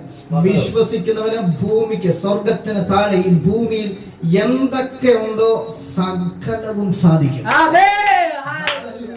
ഞാനൊരു കാര്യം പറയാം, എത്താൻ പറ്റാത്ത കൊമ്പിനെ ആഗ്രഹിക്കരുതെന്ന് ചിലരൊക്കെ പറയാറുണ്ട്. ഞാൻ പറയുന്നു, നീ ആഗ്രഹിച്ചോ, നീ വിശ്വസിക്ക. നിന്റെ വിശ്വാസം നിന്നെ ചിലത് സാധിക്കാൻ വേണ്ടി. ഈ ദേശത്തെ കീഴ്മേൽ മറിക്കുവാൻ നിനക്ക് പറ്റത്തില്ല. അവൻ നീ തകർന്നു പോകത്തുള്ളൂ.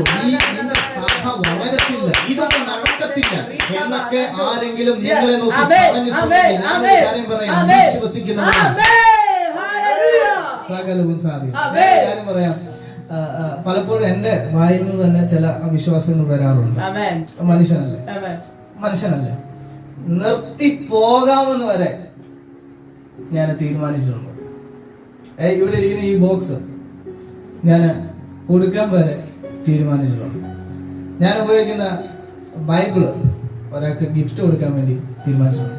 ഇത് മാസങ്ങൾക്ക് മുമ്പ് അല്ലെങ്കിൽ കുറെ നാളുകൾ മുമ്പാണ്. എന്നാൽ ഈ ദിവസങ്ങളിൽ ഞാൻ അത് ചിന്തിച്ചിട്ടുണ്ട്. ഓരോ നിമിഷവും നമ്മുടെ ജഡത്തിൽ അത് ചില അവിശ്വാസങ്ങളൊക്കെ പൊങ്ങി വരും. മനസ്സിലാവുന്നുണ്ടോ? അങ്ങനെ പൊങ്ങി വരുമ്പോഴത്തേനും ഞാനൊരു പാപിയാണ്, ഞാൻ അങ്ങ് തകർന്നു പോകുമെന്ന് വിചാരിക്കരുത്. ആമേൻ. പെട്ടെന്ന് ദൈവത്തിന്റെ വചനത്തിന്റെ ആഴങ്ങൾ തിരിച്ചറിയുമ്പോൾ അതിനെ ബ്രേക്ക് ചെയ്യാനുള്ള ബലം നിങ്ങൾക്ക് തരട്ടെ.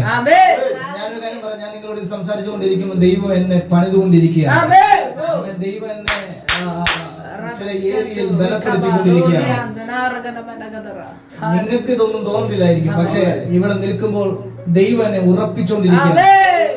ചില വാതിലുകൾ കൊട്ടിയടച്ചോ ബ്രദർ. ചില വാതിലുകൾ കൊട്ടിയടച്ചോ നിന്റെ മുൻപിൽ, ചില വാതിലുകൾ കൊട്ടിയടച്ചോ നിന്റെ മുൻപിൽ. ഞാൻ ഒരു കാര്യം മനസ്സിൽ പറയാൻ, വിശ്വസിക്കുന്നവന് സകലവും സാധ്യം. വിശ്വസിക്കുന്നവന് സകലവും സാധ്യം. ചില അസാധ്യതകളൊക്കെ വിശ്വസിക്കുന്നവന്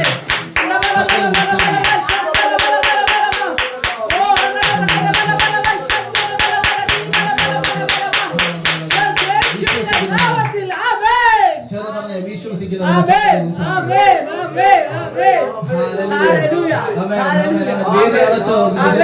വേദി അടച്ചോ. കീബോർഡ് മാത്രം ആക്കിയോ. ഞാൻ കാര്യം പറയാൻ, വിശ്വസിക്കുന്നവന് സാധ്യം. ഹോളിന്റെ വാതിൽ അടച്ചോ, വിശ്വസിക്കുന്നവന് സാധ്യം. നിന്റെ മുമ്പിൽ കെട്ടിയടയപ്പെട്ട് വിശ്വസിക്കുന്ന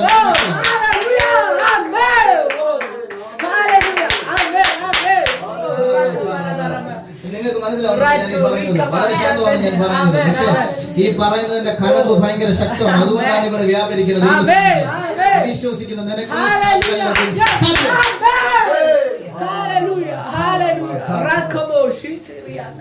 വിശ്വസിക്കുന്ന നിനക്ക് ശകലമല്ല സകലം. ശകലമല്ല ശകലം എന്നാണെങ്കിൽ നമ്മൾ ഈ പ്രസംഗിക്കുന്ന പ്രസംഗത്തിനകത്ത് യാതൊരു കഴമ്പുമില്ല. ശകലമല്ല സകലം. എന്നെ ബാധിക്കുന്ന രോഗത്തെ തോൽപ്പിക്കാൻ എന്റെ വിശ്വാസത്തിന് പറ്റും. എന്നെ ബാധിക്കുന്ന കടഭാരത്തെ തോൽപ്പിക്കാൻ എന്റെ വിശ്വാസം, എന്നെ ബാധിക്കുന്ന സാമ്പത്തിക കുരുക്കിനെ പൊളിക്കാൻ ഈ വിശ്വാസത്തിന് പറ്റും. പറയാൻ പറ്റും. എനിക്കറിയാം ദൈവസാന്നിധ്യം ഇറങ്ങിയിട്ടുണ്ട്. വിശ്വസിക്കുന്നവന്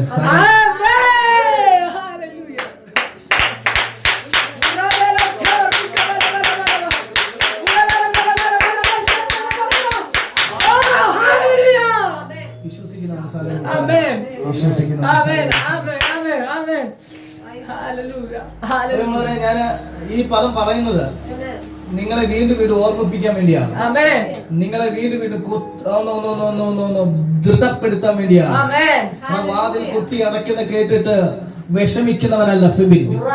വാതിൽ കുട്ടി അടയ്ക്കുന്നത് കേട്ടിട്ട് വിഷമിക്കുന്നവനാകരുത് ജോമോൻ. അവൻ വാതിൽ കുട്ടി അടയ്ക്കുന്ന സൗണ്ട് കേട്ടിട്ട് അവൻ വിഷമിക്കുന്നവരാകരുത് ജിതിന് മാറ്റി. കാര്യം വിളിച്ച് പറ, ഇവിടെ ഇരിക്കുന്ന ഓരോരുത്തരും അവൻ ചില വാതിലുകൾ കൊട്ടി അടയ്ക്കുന്ന സൗണ്ട് കേട്ട് വിഷമിക്കുന്നവരാകരുത്. വിശ്വസിക്കുന്നവന് സകലവും സാധ്യോ. ഹല്ലേലൂയ. വിശ്വസിക്കുന്നവൻ വേണമെങ്കിൽ നിങ്ങൾ അത് ആ പദം ഒന്ന് എല്ലാ ദിവസവും ഒന്ന് വിളിച്ചു പറഞ്ഞുകൊണ്ടൊന്ന് പറഞ്ഞു. ജോലി ചെയ്യുന്ന സമയത്ത്, വേദിയിലേക്ക് കയറുന്നതിന് മുൻപ്, ജോലി ചെയ്യുന്ന സമയത്ത്, അരി കഴുകിയിടുന്ന നേരത്ത്, എല്ലാം അടുക്കളയിൽ ഏത് ജോലി ചെയ്താലും ഈ പദം ഒന്ന് പറഞ്ഞുകൊണ്ട് പറഞ്ഞുകൊണ്ടൊന്ന് ചെയ്താട്ടെ. നിങ്ങളുടെ ആക്ടിവിറ്റീസിലേക്ക് ഈ വാക്യം ഒന്ന് കയറ്റി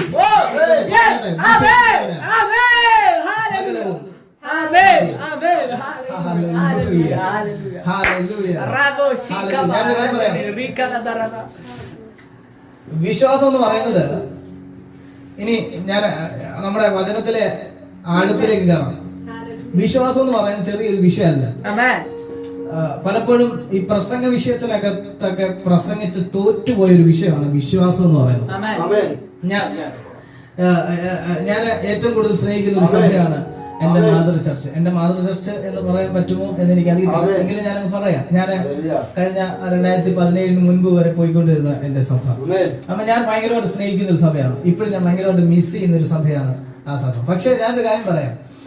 ആ സഭയില് എല്ലാ വർഷവും ഓണത്തിന് ഒരു യേശു എല്ലാ മാസവും ഓണപ്പരിപാടി എന്ന് പറയുമ്പോൾ ഓണത്തിന് അപ്പൊ അവര് പ്രോഗ്രാം നടത്തും.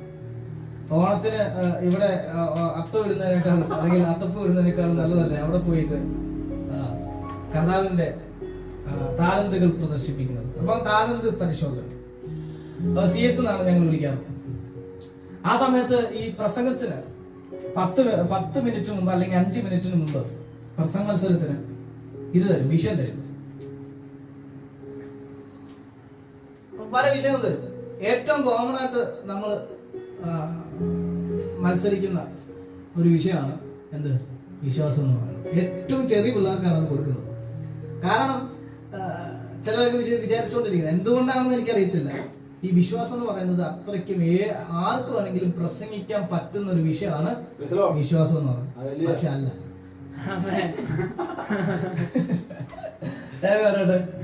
വിശ്വാസം എന്ന് പറയുന്നത് അങ്ങനെ ചെറിയ പിള്ളേർക്ക് കളിക്കാൻ കൊള്ളാവുന്ന അല്ലെങ്കിൽ കളിക്കുന്ന ഒരു വിഷയമല്ല വിശ്വാസം എന്ന് പറയുന്നത്. ഇവിടെ കർത്താവിന്റെ 2ാം വരവും നിത്യതയും ഒക്കെയാണ് ഏറ്റവും വലിയ വിഷയം എന്നാണ് ചിലർക്ക് വിചാരിച്ചുകൊണ്ടിരിക്കുന്നത്. ഞാനൊരു കാര്യം പറയാം.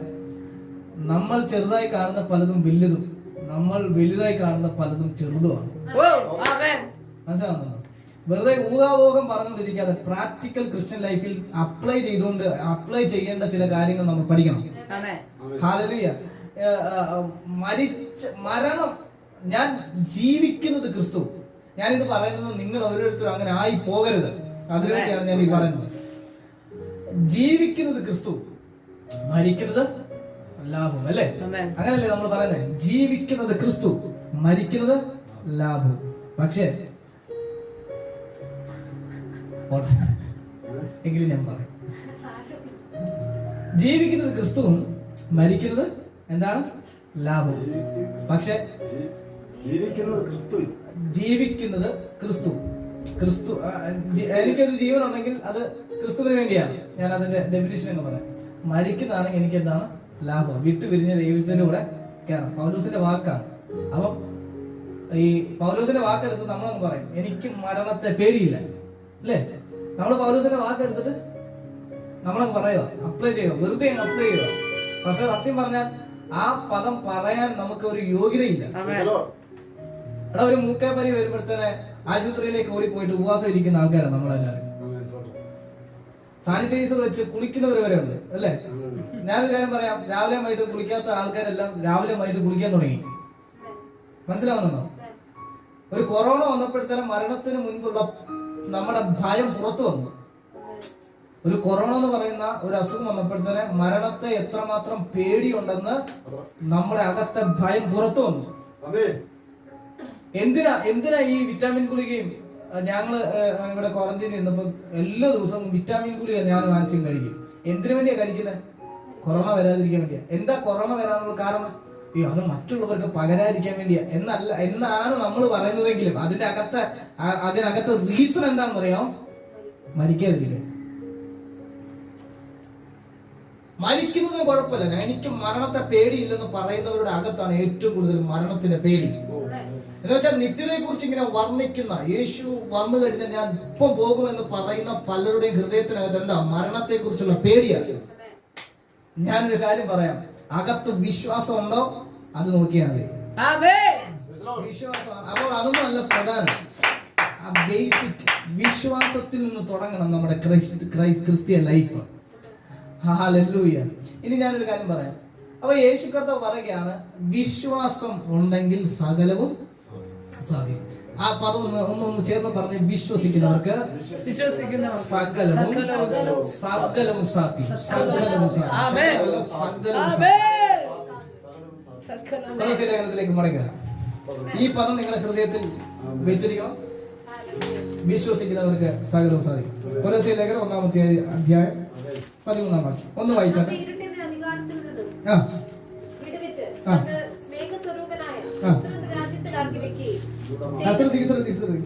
നമ്മെ ഇരുട്ടിന്റെ അധികാരത്തിൽ നിന്ന് വിടുവിച്ച് തന്റെ സ്നേഹസ്വരൂപനായ പുത്രന്റെ രാജ്യത്തിലാക്കി വെക്കുകയും ചെയ്ത.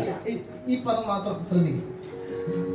വിശ്വാസം ഉള്ളവരാണോ എന്ന് നിങ്ങൾ ചോദിച്ചു കഴിഞ്ഞാൽ, നിങ്ങളോട് ഞാൻ ചോദിച്ചു കഴിഞ്ഞാൽ നിങ്ങൾ എല്ലാവരും കൈവക്കും. എന്നോട് ചോദിച്ചു കഴിഞ്ഞാലും കൈവക്കും. നമ്മൾ എന്താണ് വിശ്വസിക്കേണ്ടത് എന്ന് ചോദിച്ചു കഴിഞ്ഞാൽ ആശയക്കുഴപ്പമാണ്. ഞാനൊരു കാര്യം ചോദിച്ചോട്ടെ, നിങ്ങൾ ഇപ്പൊ നമ്മൾ എന്താണ് വിശ്വസിക്കുന്നതെന്ന് ചോദിച്ചു കഴിഞ്ഞാൽ നമ്മൾ ഒത്തിരി ഉത്തരം പറയും. കർത്താവ് യേശു ക്രിസ്തുവിന്റെ ക്രൂശ് മരണം, ഈ കർത്താവ് യേശു കർത്താവ് ഏകജാതനായ പുത്രനിൽ വിശ്വസിക്കുകയും വായുകൊണ്ട് ഏറ്റുപറയുകയും, അങ്ങനല്ലേ വാക്യം. അപ്പൊ നമ്മുടെ വിശ്വാസം എന്ന് പറയുന്നത് ക്രൂശിക്കപ്പെട്ട ക്രിസ്തുവിനെ രക്ഷിതാവായി വിശ്വസിക്കുക. അത് വിശ്വാസത്തിന് ഒരു മുഖം മാത്രമാണ്. അങ്ങനെ യേശു കർത്താവിനെ രക്ഷിതാവായി വിശ്വസിക്കുക എന്ന് മാത്രം പറഞ്ഞ് ആ വിശ്വാസത്തിന്റെ പ്രാധാന്യത കുറയുന്നില്ല. അത് മാത്രമല്ല വിശ്വാസത്തിന്റെ പടി. മനസ്സിലാവുന്നുണ്ടോ? അത് മാത്രമല്ല നമ്മൾ വിശ്വസിക്കേണ്ടത്. നമ്മൾ വിശ്വസിക്കേണ്ട കുറെ കാര്യങ്ങളുണ്ട്. അതിനേക്ക് ഇപ്പൊ ഞാനൊരു കാര്യം പറയാം. നിങ്ങൾക്ക് വിശ്വാസമുണ്ടോ? വിശ്വാസമുണ്ടോ? വിശ്വാസമുണ്ടോ? വിശ്വാസമുണ്ടോ? കർത്താവ് യേശു കർത്താവിൽ വിശ്വസിക്കുന്നുണ്ടോ? വിശ്വസിക്കുന്നുണ്ടോ? അങ്ങനെയാണെങ്കിൽ ഭൂതത്തിന് വേണ്ടി പ്രാർത്ഥിക്കാവോ? ഉറപ്പുണ്ടോ? അങ്ങനെ നിങ്ങൾ പ്രാർത്ഥിച്ചിട്ട് എത്ര ഭൂതങ്ങൾ പുറത്തായിട്ടുണ്ട്? എത്ര രോഗികൾ സൗഖ്യമായിട്ടുണ്ട്? ഇനി എത്ര മരിച്ചവർ ഉയർത്തുന്നുണ്ട്? എന്നോടുകൂടെ ഞാൻ ചോദിക്കുന്നത്. മർക്കോസിന്റെ സുവിശേഷം 16-ാമത്തെ അധ്യായത്തിൽ പറഞ്ഞിരിക്കുന്നു, വിശ്വസിക്കുന്നവരാൽ ഈ അടയാളങ്ങൾ നടക്കും. അവർ രോഗികളെ സൗഖ്യമാക്കും, ഭൂതങ്ങളെ പുറത്താക്കും, രോഗികളെ സൗഖ്യമാക്കും, ഭൂതങ്ങളെ പുറത്താക്കും, അവരെ മരിച്ചവരെ ഉയർപ്പിക്കും. ശരിയല്ലേ? വിശ്വസിക്കുന്നവർക്ക് ഇതൊക്കെ പറ്റും. അപ്പൊ നമുക്ക് എന്തുണ്ട്? വിശ്വാസം ഉണ്ടെന്നല്ലേ മുമ്പ് പറഞ്ഞേ? അങ്ങനെയാണെങ്കിൽ ഇതെല്ലാം നമ്മൾ ചെയ്യുന്നുണ്ടോ? അപ്പൊ അതെന്താ വിശ്വാസമല്ലേ? അപ്പൊ ആ വിശ്വാസത്തിന് എന്തോ ഒരു ആഴമുണ്ട്. അപ്പൊ വിശ്വാസത്തിന് ഒരു ആഴമുണ്ട് അല്ലേ? അപ്പൊ നമ്മളത് മനസ്സിലാക്കണം. നമുക്ക് ഇതൊക്കെ ചെയ്യാൻ പറ്റുന്ന ആ വിശ്വാസത്തിലേക്ക് ഇറങ്ങി ചെല്ലണം. ആ വിശ്വാസത്തിന്റെ ആഴത്തിലേക്ക് എന്ത് ചെയ്യണം? ഇറങ്ങി. അപ്പം നമ്മൾ എന്താണ് വിശ്വസിക്കേണ്ടത്? ഒന്നാമത്തെ കാര്യം, നമ്മുടെ ഐഡന്റിറ്റി, നമ്മൾ ആരാണെന്നുള്ള തിരിച്ചറിവ്. നാം ആരാണെന്ന് നാം ആദ്യം എന്ത് ചെയ്യണം? വിശ്വസിക്കണം. നമ്മുടെ പരാജയത്തിന് ക്രൈസ്റ്റ് ജനറേഷനിലുള്ള എല്ലാവരോടും ഞാൻ പറയാം, ആരാണെന്നുള്ള തിരിച്ചറിവ് നിങ്ങൾക്കുണ്ടായി നിങ്ങൾ നിങ്ങളുടെ ദേശത്തെ ഇളക്കി മാറും.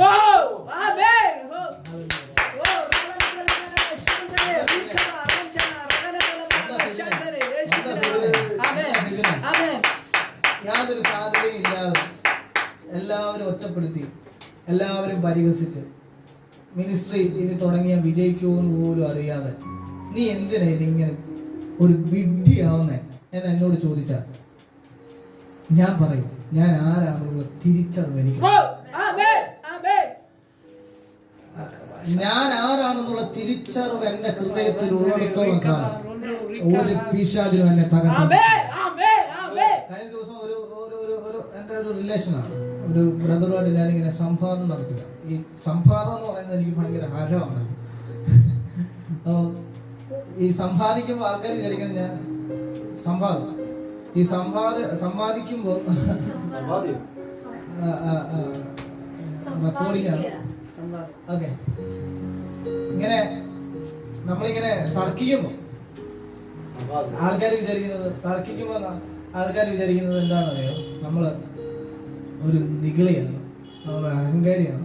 ഈ തർക്കിക്കുന്നതിന്റെ പിന്നിലെ രഹസ്യം എന്ന് പറയുന്നത് ഈ തർക്കത്തിലൂടെ എന്തെങ്കിലും പുതിയതായിട്ട് പഠിക്കാൻ പറ്റുമോ എന്നാണ് ഞാൻ ചിന്തിക്കുന്നത്.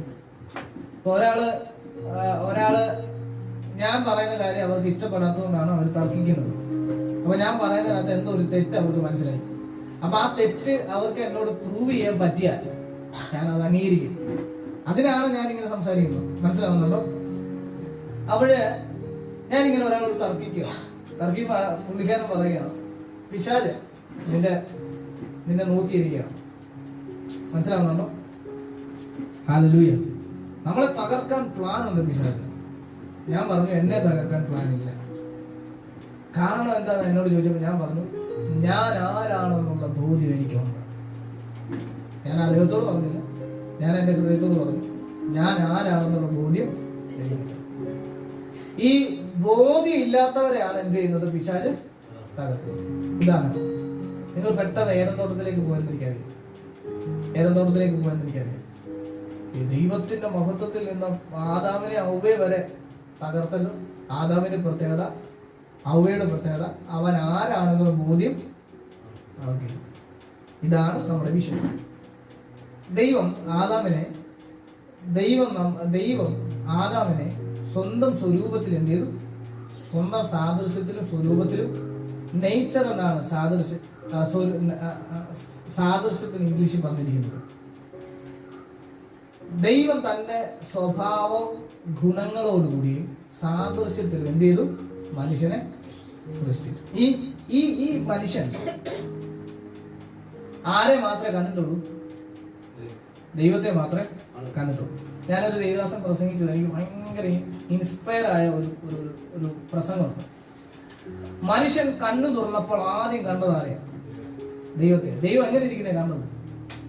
മുട്ടുകുത്തി അവന്റെ മൂക്കിലേക്ക് ജീവശ്വാസം ഊതുന്ന മനുഷ്യനെയാണ് ദൈവത്തെയാണ് മനുഷ്യൻ ആദ്യം കണ്ടത്. ആദ്യമായിട്ട് ആരാധിച്ചത് മനുഷ്യൻ ദൈവത്തിന് മുമ്പിലല്ല. മുട്ടുമടങ്ങി വണങ്ങി മുട്ടുമടക്കി മുട്ടുകുത്തി ഈ ആരാധന എന്ന് പറയുന്ന പദത്തിന്, വർഷിപ്പ് എന്ന് പറയുന്ന പദത്തിന് ഗ്രീക്കിലുള്ള അർത്ഥം എന്താണെന്നറിയോ? ദൈവത്തിന് മുമ്പിൽ മുട്ടുകുത്തി ആരാധിക്കുക എന്നാണ്. അങ്ങനെ അതിന് സാമ്യം വരുന്ന ഒരു പദമാണ്. ആദ്യമായിട്ട് മുട്ടു വണങ്ങി ഒരു ആരാധിച്ചത് ആരാന്നറിയോ? ദൈവമാണ്. ദൈവം ആരെയാണ് വണങ്ങിയത്? മുട്ടുമടക്കി വണങ്ങി സ്വാഗതം ചെയ്ത് ആരെയാണെന്നറിയോ? മനുഷ്യനെയാണ്. മനസ്സിലാവുന്നുണ്ടോ? എനിക്ക് മനസ്സിലാവുന്നില്ല, ഒന്നുകൂടെ പറയാം. മനുഷ്യന്റെ മൂക്കിലേക്ക് ജീവശ്വാസം ഊതിയപ്പോ ദൈവം മുട്ടുകുത്തി മനുഷ്യനിലേക്ക് ഊതിയ സമയത്ത് അവന്റെ കണ്ണ് എന്ത് ചെയ്തു? തുറന്നപ്പോൾ അവൻ കണ്ടത് അവന്റെ മുമ്പിൽ മുട്ടുകുത്തി അവനിലേക്ക് ശ്വാസം ഊതിയ ദൈവത്തെയാണ്. അതാണ്. അപ്പം ഈ പദമാണ് ഉൽപ്പത്തിയില് കൊടുത്തിരിക്കുന്നത്. ഞാൻ ആ ഭാഗത്ത് മടങ്ങട്ടെ. അപ്പം സ്വന്തം ജീവശ്വാസത്തെ ദൈവം മനുഷ്യനിലേക്ക് ഊതി. ഒന്ന്, അവന്റെ അകത്ത് കിടക്കുന്നത് ദൈവത്തിന്റെ ജീവനാണ്. ദൈവത്തിന്റെ ജീവന്റെ പ്രത്യേകത ബൈബിളിൽ സോയെ എന്ന് പറയുന്ന പദമാണ് കൊടുത്തിരിക്കുന്നത്. സോയെ എന്ന് പറയുന്ന പദത്തിന്റെ അർത്ഥം ഇൻഹെറിറ്റൻസ് അല്ല, സമൃദ്ധിയായ ജീവൻ. മനസ്സിലാവുന്നുണ്ടോ? ദൈവം കൊടുത്തിരിക്കുന്ന മനുഷ്യന്റെ ജീവന്റെ പ്രത്യേകത, മനുഷ്യൻ ഒരിക്കലും മരിക്കില്ല. ഏതെനിൽ മനുഷ്യൻ മരിക്കുമായിരുന്നോ? മനുഷ്യൻ മരിക്കത്തില്ല. ഏതെനിൽ മനുഷ്യൻ മരിക്കത്തില്ല. ദുരുപദേശമല്ല ഞാൻ പറഞ്ഞു വരുന്നത്. നിങ്ങൾ ശ്രദ്ധിച്ച് കേട്ടാൽ നിങ്ങൾക്ക് ഇന്ന് പിടികിട്ടും. ഉൽപ്പത്തിയിൽ പറഞ്ഞിരിക്കുന്ന മനുഷ്യന്റെ ജീവൻ, ദൈവം മനുഷ്യനിലേക്ക് ഊതിയ ജീവൻ, ഒരിക്കലും അതിനൊരു അവസാനം എന്തില്ല, ഇല്ല. കാരണം എന്താ? അത് ദൈവത്തിന്റെ ജീവനാണ്. ദൈവത്തിന് മരണമില്ല. അതുകൊണ്ട് വെള്ളം കുടിച്ചു വെച്ചാൽ ഓർമ്മ മാറും. ദൈവത്തിന്റെ ജീവൻ ഒരിക്കലും മരണം ഇല്ല. ദൈവത്തിന് മരണമുണ്ടോ? ഒരിക്കലും ഇല്ല. ദൈവത്തിന് മരണമില്ല. ദൈവത്തിന് മരണമുണ്ടെങ്കിൽ നമ്മൾ ആരാധിക്കുന്നത് വെറുതെ ആയി പോകത്തില്ലേ? ദൈവത്തിന് മരണമില്ല. അപ്പൊ അതേ ജീവനെ, അതേ നേച്ചർ, അതേ സ്വരൂപം എന്ത് ചെയ്തു? മനുഷ്യന് ദൈവം കൊടുത്തു. എന്നിട്ട് പറഞ്ഞു, ഈ ഭൂമി എന്ത് ചെയ്യണം? വാഴണം. നിങ്ങൾ ആ പദം കേട്ടിട്ടില്ലേ? നിങ്ങൾ ഭൂമി എന്ത് ചെയ്യണം? വാഴണം. ഈ ഭൂമിയെ വാഴണമെന്നല്ല പറഞ്ഞത്, നീ സകലത്തെയും നീ സകലത്തെയും വാഴണം. അല്ല, നമുക്ക് മനസ്സിലാവും. എന്റെ കൂടെ നടക്കല്ലേ? സകലത്തിന്റെ മീതെയും എന്ത് ചെയ്യണം? വാഴണം. എന്ന് വെച്ചാൽ ഇവിടെ കാണുന്ന ജന്തുക്കളിൽ മാത്രമല്ല, ഇവിടെ സസ്യങ്ങളുടെ മേൽ മാത്രമല്ല, ഏതൻ തോട്ടത്തിന്റെ മേലിൽ മാത്രമല്ല, ഇവിടുത്തെ ഓക്സിജന്റെ മേലിൽ മാത്രമല്ല, ആമേൻ, അങ്ങനെയുള്ള എന്താ വാതകങ്ങളുടെ മേലോ എന്തോ ഇനി പറയുന്നേ, ഓക്സിജൻ, കാർബൺ ഡൈ ഓക്സൈഡ്, അങ്ങനെ പറയുന്ന അന്തരീക്ഷത്തിൽ കാണുന്ന വായു, ആ വായുവിൽ ഉണ്ടാകുന്ന ആ കണികകളിൽ മാത്രമല്ല വാഴേണ്ടത്, മറിച്ച് സകലത്തിൽ വാഴണം. എന്ന് വെച്ചാൽ നിന്നെ നശിപ്പിക്കാൻ വരുന്ന മരണത്തെ പോലും നീ എന്ത് ചെയ്യണം? മനസ്സിലായോ? മനുഷ്യനോട് പറഞ്ഞ പദമാണ്, മരണത്തെ പോലും വാഴുവാനുള്ള അധികാരം ഓൾറെഡി മനുഷ്യന് ദൈവം കൊടുത്തു. പക്ഷെ മനുഷ്യന് എന്തില്ല? ഈ അധികാരം സ്വീകരിച്ചവരാണെന്നുള്ള തിരിച്ചറിവ് മനുഷ്യന് അവിടെയാണ് പറഞ്ഞു വരുന്നത്. ദൈവം ആദാമിനെ സൃഷ്ടിച്ചു. ആദാം ഏകനല്ലെന്ന് വിചാരിച്ച് അവയെ വാരിയലിൽ ഒന്ന് എടുത്ത് സൃഷ്ടിച്ചു. ഇന്നലെ ഞങ്ങൾ എന്നോട് ഇന്ന് പറഞ്ഞ ആൻസി കേട്ട് ഉറങ്ങിപ്പോയി. അത് ഞാൻ എന്ത് ചോദിച്ചപ്പെടുത്താൻ ആൻസി പറഞ്ഞു എനിക്ക് ഓർമ്മയില്ലെന്ന് പറഞ്ഞു. അപ്പോൾ അത് ലവ് മാരേജുമായി ബന്ധപ്പെട്ടുള്ളൊരു കാര്യമാണ്. ഞാൻ അതിപ്പോൾ പറയുന്നില്ല, കാരണം ഇത് യൂട്യൂബിൽ ഇടാനുള്ളതാണ്. അപ്പോൾ അവിടെ നിന്ന് പോട്ടെ. അപ്പം ഹൗവയെ സൃഷ്ടിച്ചു അല്ലേ? ഹൗവയെ സൃഷ്ടിച്ചിട്ട് ഹൗവയും ആരെ പോലെ ഇരിക്കുക? ദൈവത്തെ പോലെ ഇരിക്കുക. ഇവർ രണ്ടുപേരും കാണുന്നത്, ഹൗവ ആരെ കണ്ടിട്ടുണ്ട്? ആദാമിനെ കണ്ടിട്ടുണ്ട്. ആദാം ആരെ കണ്ടിട്ടുണ്ട്? ഹൗവയെ കണ്ടിട്ടുണ്ട്. ആദാം ദൈവത്തെ കണ്ടിട്ടുണ്ട്. ഇവർ രണ്ടുപേരും ദൈവത്തെ കണ്ടിട്ടുണ്ട്. ഇവർ രണ്ടും അങ്ങോട്ടും പരസ്പരം കണ്ടിട്ടുണ്ട്. മനസ്സിലാവുന്നുണ്ടോ? ഹൗവ നോക്കിയപ്പോഴത്തേനെ ആദാം ദൈവത്തെ പോലെ ഇരിക്കുകയാണ്. ശ്രദ്ധിച്ചത്? ആദാം നോക്കിയപ്പോഴത്തേനെ ഹൗവയും സൗന്ദര്യമുള്ളവളാണ്. ദൈവത്തിന്റെ അതേ നേച്ചർ, ദൈവത്തിന്റെ അതേ സ്വരൂപം ആർക്ക് കൊടുത്തു? ഇതെങ്ങനെ നിങ്ങൾക്ക് വിശദീകരിക്കണമെന്ന് എനിക്ക് അറിയത്തില്ല പ്രിയമുള്ളവരെ. പക്ഷെ ഞാനൊരു കാര്യം പറയാം. പിശാച്, അപ്പൊ ഇവരുടെ പ്രത്യേകത എന്ന് പറയുന്നത്, ഇവരുടെ പ്രശ്നം എന്ന് പറയുന്നത്, ഇവരാരാണെന്നുള്ള തിരിച്ചറിവ് ഇവരുടെ സൗന്ദര്യം എന്താണെന്ന്, ഇവരുടെ പൊസിഷൻ എന്താണെന്ന് ഇവർക്ക് അറിയത്തില്ല. ഇവരുടെ അകത്ത് കിടക്കുന്ന ജീവൻ എങ്ങനെയുള്ളതാണെന്ന് ഇവർക്ക് അറിയത്തില്ല. അങ്ങനെ അറിയാത്തത് കൊണ്ട് ആ ജ്ഞാനമില്ലായ്മ, ആ അറിവില്ലായ്മയാണ് പിശാചിന്റെ മുതലെടുക്കുന്നത്. പക്ഷെ ആ അറിവ് ഉണ്ടായിരുന്നെങ്കിൽ എന്ത് ചെയ്യത്തില്ല? മുതലെടുക്കത്തില്ല. അപ്പോൾ ആരാണെന്നുള്ള തിരിച്ചറിവ് ഉണ്ടെങ്കിൽ പിശാചിന് നിന്നെ എന്ത് ചെയ്യാൻ പറ്റത്തില്ല? തകർക്കാൻ പറ്റത്തില്ല. മനസ്സിലാവുന്നുണ്ടോ? ഞാൻ അതുകൊണ്ടാണ് ഞാൻ ആ ദേവദാസനോട് പറഞ്ഞത്, ഞാൻ ആരാണെന്നുള്ള അറിവ് എനിക്കുണ്ട്, അതുകൊണ്ട് എന്നെ തകർക്കാൻ പിശാചിന് 4 വേദി അടച്ച് അതിനെ തകരൂ എന്നാണ് പറയുന്നത്. മനസ്സിലാവും? ജോൺ ബ്രദറിനെ തകർക്കാൻ പറ്റുമെന്ന് അല്ലെങ്കിൽ തകർത്തുവെന്ന് പിശാച് വാദിച്ചെങ്കിൽ തെറ്റ്. ഇതല്ല തകർച്ച. ഈ ജോൺ ബ്രദർ ആരാണെന്നുള്ള അറിവ് അങ്ങോട്ട് വന്നു കഴിഞ്ഞാൽ, നമ്മളെ നിർത്തിയിരിക്കുന്ന പൊസിഷൻ എന്താണെന്നുള്ള ആ അറിവ് അങ്ങോട്ട് വന്നാൽ നമ്മൾ എന്ത് ചെയ്യുന്നറിയോ? നമ്മൾ നമ്മുടെ പ്രശ്നങ്ങളെ തോൽപ്പിക്കും. ഓക്കെ, ഞാൻ ഏതോടത്തിലേക്ക് വരാം. അങ്ങനെ ഈ എബ്രായ ഒരു പുസ്തകമുണ്ട്. എബ്രായ പുസ്തകം തൽമൂദല്ല, മറ്റൊരു പുസ്തകം. അപ്പൊ അതിനകത്തൊരു കഥയുണ്ട്. കഥയാണ്, പക്ഷെ അതിനകത്തൊരു 70% ശരിയാണെന്ന് ഞാൻ വിശ്വസിക്കുന്നു. അപ്പൊ ആ കഥയുടെ സാരം നിങ്ങൾ ചിന്തിക്കണം. ഒരു വ്യക്തിയുടെ ഒരു ഊഹമാണ്. അത് കറക്റ്റ് അല്ല, പക്ഷെ അതിനകത്ത് ആ കഥയുടെ ഇതാകുന്ന ഒരു എന്തുണ്ട്, ഒരു സാരം, അല്ലെങ്കിൽ അതിനകത്ത് ആ കണ്ടന്റ് സത്യം മനസ്സിലാവുന്നു. ആ വ്യക്തി പറഞ്ഞ ഒരു കാര്യം, ആദാമിന്റെ അവയുടെ അടുക്കൽ പിശാച് വരുന്നു. പിശാച് വന്നിട്ട് ആ അവയോട് പറഞ്ഞു, ആദാമിന് ഒരു ബന്ധമുണ്ട്. എന്താണെന്നറിയാം? ഒരു കണക്ഷൻ ഉണ്ട്, മറ്റൊരു അവിഹിതമുണ്ട്. ആ അവിഹിതത്തിന്റെ പ്രത്യേകത, ആ പെണ്ണ് ദൈവത്തെ പോലിരിക്കും. മനസ്സിലാവുന്നു? ദൈവത്തിന്റെ അത്രയും സൗന്ദര്യമുണ്ട്. ആ പെണ്ണ് അവളുടെ സൗന്ദര്യം അത്ര ആക്കിയത് ഈ തോട്ടത്തിന് നടുവിൽ നിൽക്കുന്ന വൃക്ഷത്തിന്റെ ഫലങ്ങൾ. അപ്പൊ അയ്യോ ഇതൊന്നും ബൈബിളില്ല കേട്ടോ. ബൈബിളല്ല, ഒരു മനുഷ്യന്റെ കഥയാണ്. ബൈബിൾ ഉണ്ടെന്ന് പറഞ്ഞുകൊണ്ട് നിങ്ങൾ ബൈബിളും തരേണ്ട. ആ മനുഷ്യൻ പറഞ്ഞു, അയ്യോ ഇത് ദൈവത്തെ പോലെയാണോ? ഞാനല്ലാതെ വേറൊരു സ്ത്രീ ഇവിടെ ഇല്ലല്ലോ, പിന്നെ എങ്ങനെയാ ആദാമിന് വേറൊരു സെറ്റപ്പ് ഉണ്ടാവുന്നത്, വേറൊരു കണക്ഷൻ ഉണ്ടാവുന്നത്?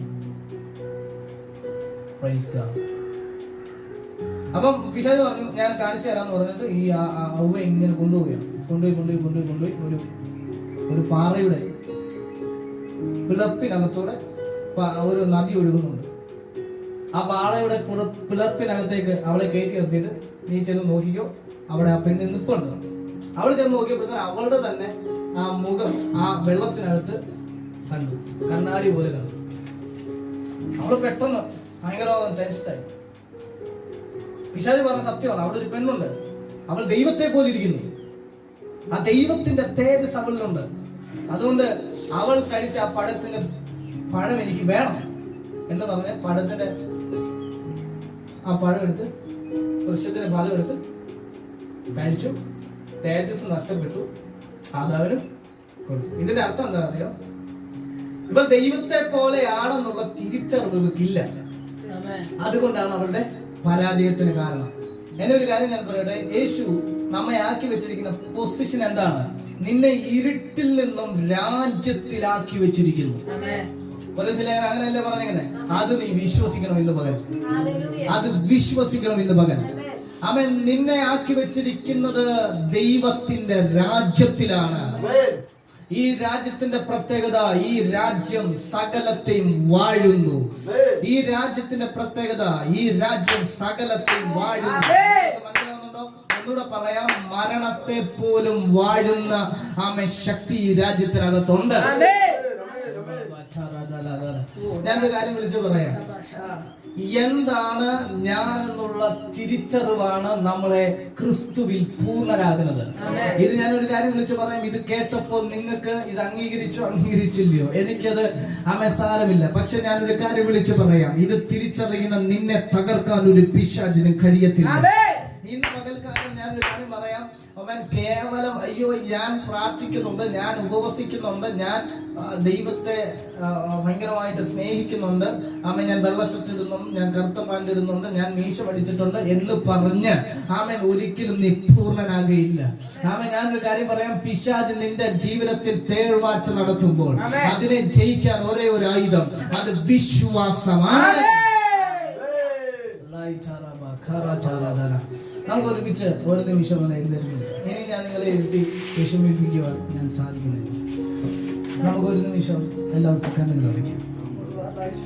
ചില കാര്യങ്ങൾ ഞാൻ പറയുമ്പോൾ കണ്ണുകൾ ഒരു നിമിഷം അടച്ചാണ്. ആത്മനിറവിൽ ആത്മസാന്നിധ്യത്തോടു കൂടി അല്പസമയം. എനിക്കറിയാം എല്ലാവരും ഇതൊന്നും ശ്രദ്ധിച്ചില്ല, എല്ലാവരും ഇതൊന്നും അംഗീകരിച്ചില്ല, എല്ലാവരും ഇതൊന്നും ഗവനിക്കത്തില്ല. പക്ഷെ ഇതിനകത്തിരിക്കുന്ന ഒരു വ്യക്തിയെങ്കിലും ഈ വചനവുമായി ബന്ധപ്പെട്ട് മൂവ് ചെയ്യാൻ തയ്യാറാണെങ്കിൽ കാണുന്ന ഏരിയയിൽ ഒരു വിടുതൽ നടക്കത്തില്ലായിരിക്കാം. കാണുന്ന ഏരിയയിൽ ഒരു വിടുതൽ ചിലപ്പോൾ പെട്ടെന്ന് നടന്നു കാണത്തില്ല. പക്ഷെ നാളെയുടെ നാളെ, ഞാൻ ആദ്യം പറഞ്ഞതുപോലെ നാളെയുടെ നാളെ ഉയർച്ചയുടെ പടവുകളിലേക്ക് കയറുമ്പോൾ അവൻ വീണ്ടും പിന്തിരിഞ്ഞ് നോക്കാൻ ഇടവരുത്താത്ത നിലയിൽ നിന്നെ പുഷ് ചെയ്ത് അവൻ നിന്നെ ഉയർച്ചയിലേക്ക് കയറ്റാൻ ഈ വചനത്തിന് സാധിക്കും. എല്ലാവരും കണ്ണുകൾ അടച്ച് അതിനെ തുറന്ന ഭാഷകളിൽ പ്രാർത്ഥിച്ചത് യേശു കർത്താവ് ഞങ്ങൾ വിശ്വസിക്കുന്നു.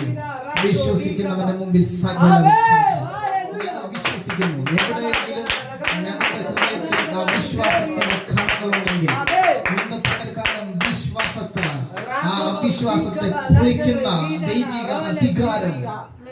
ഞാനൊരു കാര്യം വിളിച്ച് പറയാം, ഇവിടെ വന്നിരിക്കുന്നവരെല്ലാവരും സാധാരണക്കാരല്ല. യേശുവിന്റെ നാമത്തിൽ ഇത് സ്വീകരിക്കാൻ പറ്റുമെങ്കിൽ അയ്യോ ഞാനൊരു പൊടിയാണെന്ന് പ്രാർത്ഥിക്കുന്നവരുണ്ട്. പൊടിയാണെങ്കിൽ ഒരു കാറ്റ് വരുമ്പോൾ പറന്നു പോകും. കഴിഞ്ഞ ദിവസം അവൻ ജിതിനോടാണെന്ന് തോന്നുന്നു ഞാൻ പറഞ്ഞത്, പൊടിയാണെങ്കിൽ കാറ്റ് വരുമ്പോൾ പറന്നു പോകും. നമ്മളൊരു പൊടിയല്ല, അവൻ നമ്മൾ പാറയാണ്. നമ്മൾ പാറയാണ്. നമ്മൾ പാറയാണ് പറഞ്ഞതിനേക്കാൾ ഇച്ചിരിയുടെ കാര്യം, പൊടിയായ നമ്മെ എടുത്ത് കൊണ്ട് വെച്ചിരിക്കുന്നത് പാറമേലാണ്.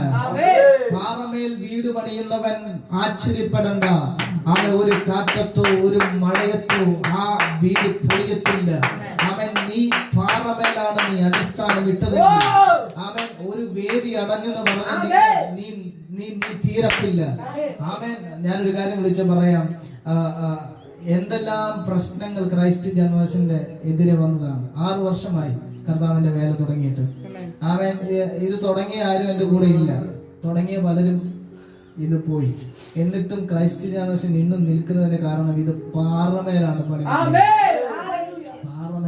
പാറമേലാണ്. ഞാനൊരു കാര്യം പറയാം, ഇതിനെ അടിസ്ഥാനം ഇട്ടിരിക്കുന്നത് ദൈവമാണ്.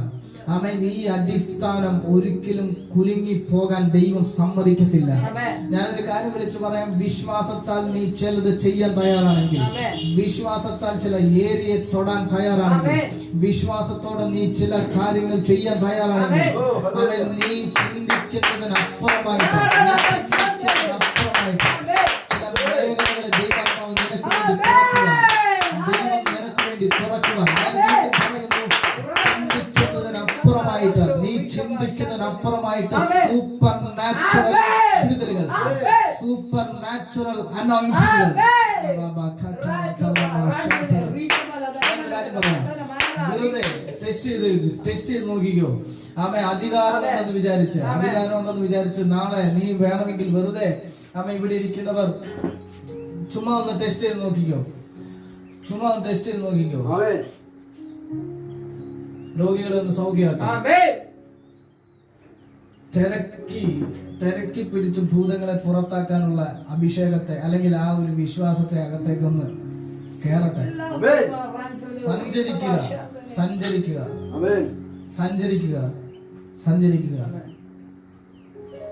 എവിടെ രോഗികൾ ഉണ്ടെന്ന് പറഞ്ഞ് അവിടെ തിരക്കി പിടിച്ച് ചെല്ലണം. ഞാൻ വിശ്വസിക്കുന്നു ഭയങ്കരമാകുന്ന ഒരു ഭയങ്കരമാകുന്ന അതോറിറ്റി ആമേൻ. ക്രൈസ്റ്റ് ജനറേഷന്റെ മേൽ ദൈവാത്മാവ് വയ്ക്കുകയാണ്. വിശ്വസിക്കുന്നുണ്ടോ? അതൊന്ന് സ്വീകരിക്കാൻ വിശ്വസിക്കുന്നുണ്ടെങ്കിൽ ആമേൻ. യേശുവിൻ നാമത്തിൽ കൈകളെ കോർത്തു പിടിച്ച് ഒരു നിമിഷം നമുക്ക് ഒരുമിച്ച് പ്രാർത്ഥിക്കാം. Amen. Hallelujah.